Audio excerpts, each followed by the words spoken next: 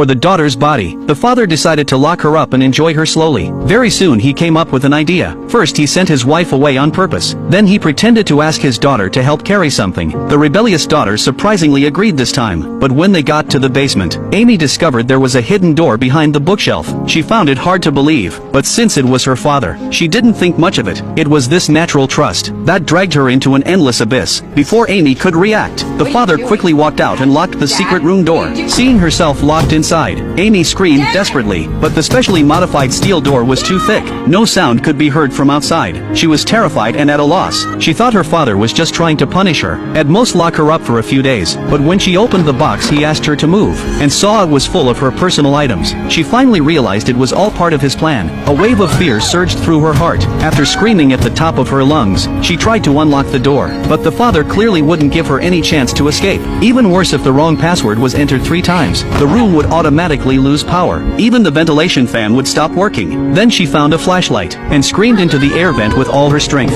But when the father heard the sound outside the door, he simply covered the vent with a blanket, and stacked clutter on top of it, so that no one would ever find out. That night, the whole family sat in the living room, discussing how to find the missing daughter. Only the father sat silently on the couch. Soon it was the second day. Amy was still trying passwords, but nothing worked. She lay hopelessly on the floor, unable to understand why her father did this. On the 4th day she heard sounds outside the door again. She hid behind a pillar, and when the father entered, she shoved him and ran out the door. She thought she could finally break free from the devil, but she didn't expect there was another steel door outside, and it was soundproof too. Even her loudest screams were useless. Just like that, Amy was caught again and dragged back into the room. Then the father began to threaten her. As long as she behaved in there, he would provide a good living condition. Otherwise she would be severely punished. Do you understand?